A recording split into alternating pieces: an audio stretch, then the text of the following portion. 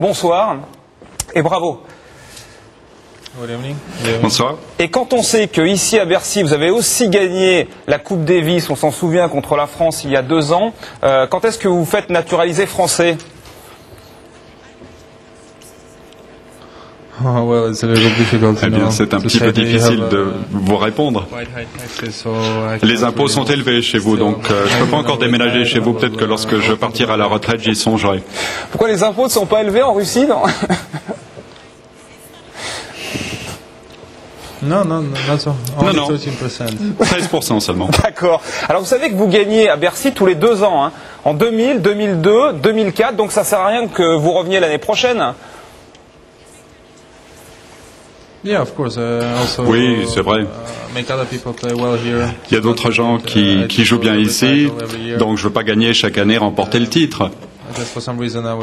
Mais bon, j'étais blessé cette année, donc il y a certaines années que j'ai pas gagné. Il y a Hellman qui a gagné.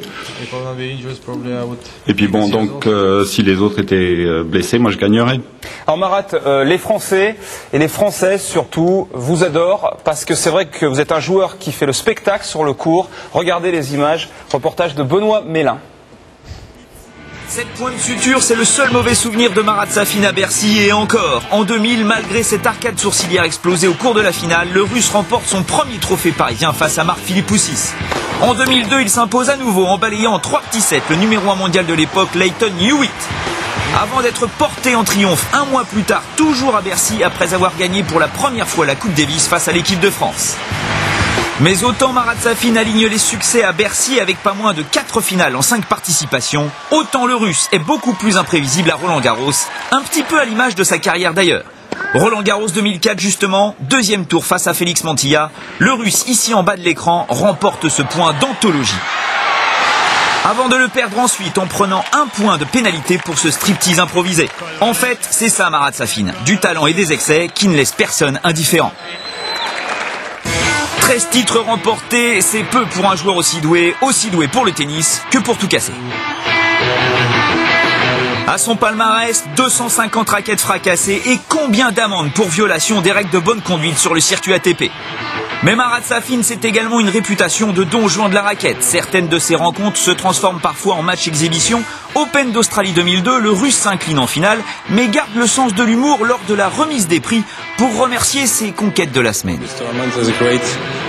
Et je tiens surtout à remercier ma famille, assise là-bas.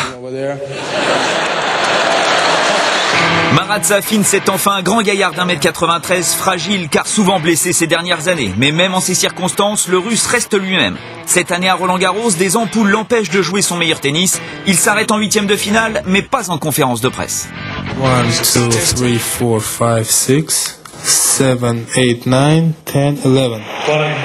Et le tennis dans tout ça, sa saison 2004 est à l'image de toute sa carrière, très irrégulière.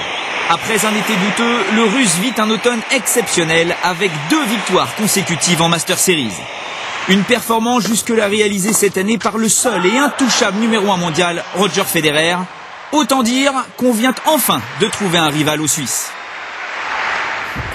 Voilà, je crois que c'est un reportage qui résume bien votre carrière. Et c'est vrai que vous êtes un joueur qui fait le spectacle, mais par exemple, quand vous baissez votre short à Roland-Garros, vous êtes sanctionné d'une pénalité. Est-ce que ce n'est pas ça, ce règlement aussi, qui tue le tennis? Parce qu'on reproche toujours aux joueurs d'être un peu ternes. Non, mais je crois que bien sûr, il faut laisser passer ce genre de choses. Bon, c'était pas si dégoûtant que ça. Et puis, je crois que à chacun de juger ce qui est bon ou mauvais, n'est-ce pas? Bon, j'étais un petit peu passionné. J'avais bien gagné le point avec le drop shot. Donc voilà, je l'ai fait sans vraiment réfléchir aux conséquences à la télévision. Mais bon, en regardant ça, je pense pas que ça soit très répréhensible. Et puis les gens ont bien aimé ça, mais bon, malheureusement, l'effort n'a pas été que j'ai rapporté le drop shot. On peut parler aussi du tennis russe féminin, parce que l'année a été fantastique pour les filles russes. Certaines disent que les garçons sont moins bons en Russie parce qu'ils se dispersent à cause des femmes, à cause de l'argent. Qu'est-ce que vous en pensez ?